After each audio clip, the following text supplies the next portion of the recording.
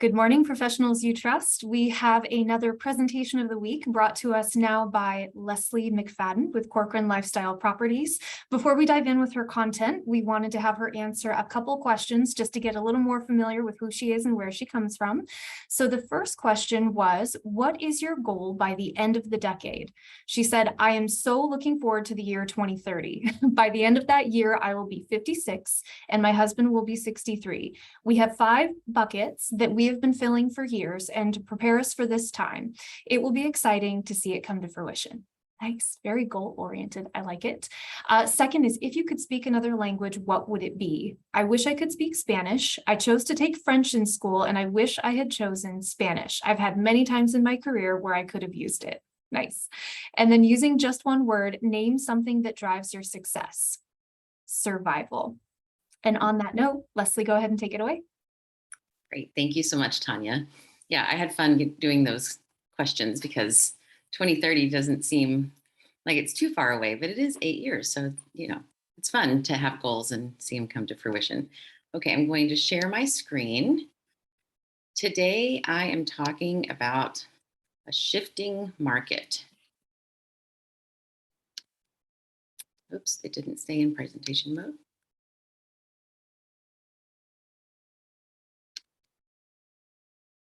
Can you guys see that? Excellent. So before I get into my topic, I just wanted to revisit my resume because I know some of you may or may not remember all the details. But I have been a full-time realtor since 2005. That is not common in my industry. There's a ton of people who do it part-time, but from day one, I was hitting the ground running. Before that, I was in the US Army and we had a logistical job. So that, coupled with my interior design in corporate interiors, has really helped me have a good foundation for my real estate career. My certifications, I stay certified in negotiation. Most realtors do not have that certification. I stay certified in condo law, and I can also help people build new homes, which is really fun. That has been, in the last couple of years, a huge part of my business. I'm certified in relocation, which means I work with relocation companies. And I'm also certified to teach real estate continuing ed hours. My team structure, I am the realtor, but Carol is also licensed so that she can fill in for me wherever is needed. She does the day-to-day operations and the forms for compliance and helps me with our marketing and advertising our listings and what have you. And what that does is it enables me to have time to negotiate the best deal for the client. A lot of realtors do not have this support system, and they sometimes become a little frazzled with the market, especially in a shifting market, what we're seeing right now. Then we also have Kevin with my operations, Tammy and Natalia assisting us from the firm level, and then our owners of the firm, Kiyoki and Stephanie, supporting me in that function. So shifting market. A lot of people are kind of uncertain as to what is happening right now, especially since the shift is coming in the middle of a summer. Historically, summer is, it's different here. People try to get settled before May or June for the next coming school year, and then everyone goes on vacation. So you can never really tell what the market is doing until summer is over. So what is a shifting market? A shifting market is basically a market that has performed in a certain way for a long period of time that everyone now thinks is normal. And it's frightening, frightening to think that people thought what we were going through the last year and a half was normal. It was very chaotic, and people were throwing hundreds of thousands of dollars of cash at people so that they could get into a home. It was honestly, it was kind of an act of desperation, and it was very troubling from a real estate standpoint to watch people have to fight for housing in that manner. So now a shifting market is when a dramatic change happens. So we, at the middle of June, end of June, we kind of experienced things started to sit on the market for longer. And we were kind of like, okay, well, this was coming, and oh, maybe there's recession coming, and what does that mean? And let's all freak out about 2008 again. So Tina and I actually spend a ton of time trying to educate people that the world is not falling and this is not 2008. And there's so many things that are happening that tell us that that is not going to be the case. So I personally tell people that I am excited about a recession. I'm excited that our market is shifting. I'm excited that people don't have to fight and give their firstborn in order to have a house that appreciates and makes them money. It's one of the real big reasons why I am a realtor. I was a single mom, and I just had a number of advocates that helped me through that process and made sure that I was successful in that endeavor where it could have been overwhelming and I could have just chosen not to do it.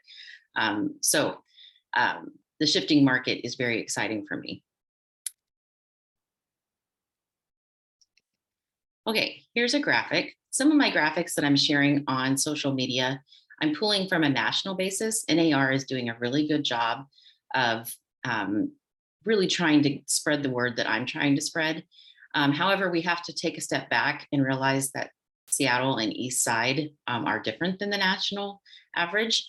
So I like to point that out as well in my social media.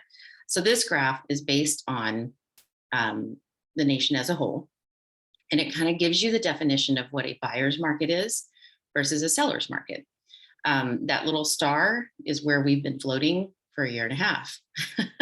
It literally felt like we had maybe a week or two of inventory at some times. And what that basically means is it would take 2 weeks to sell everything that was on the market. So this is not days on market. This is looking at the market as a whole. How many active listings do we have? So this is the indicator that we had no inventory. In fact, when I did a forum for one of our chamber presentations in January, we did a search while we were talking, and there was only 7 active listings in all of Woodinville in January.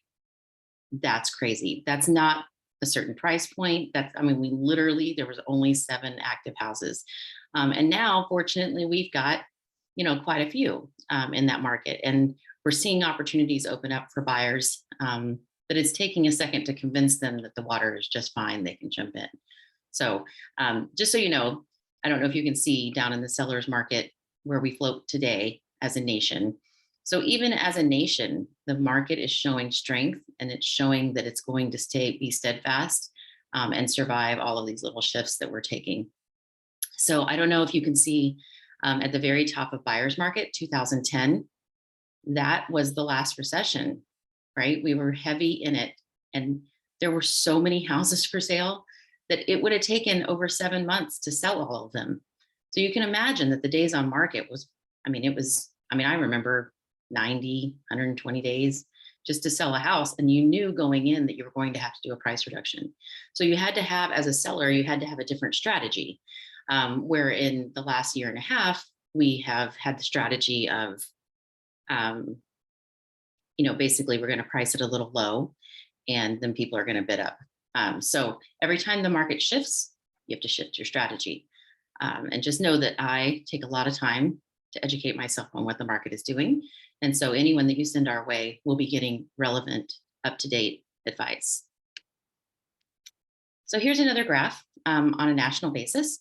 It's showing that the nation as a whole has about 3 months of inventory right now. So based on the last slide, we're still in a very healthy seller's market. So this goes into what Tina was talking about. We are appreciating. We would stop appreciating if we had 7+ months of inventory, and we would be in a buyer's market. And that's when you have to plan for price reductions. But there are a few houses that still have sellers that think they're worth what they were worth last summer. Some of that appreciation may have been false, but we are still floating right around almost 2 months here locally of inventory. And like I said, what that means is it's not days on market. It's how long would it take to sell all of the current inventory that we have. So this is another positive graphic, in my opinion, that shows that our market is staying healthy. And we're just kind of seeing a pause right now.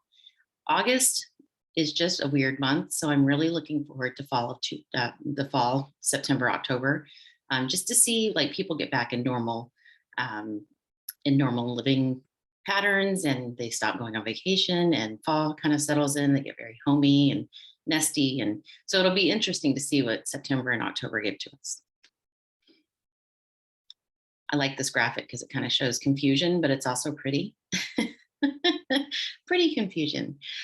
So opportunity, how does that create opportunity for buyers? Well, like I said, it calms everything down, and it lets buyers have more of a calculated decision-making process.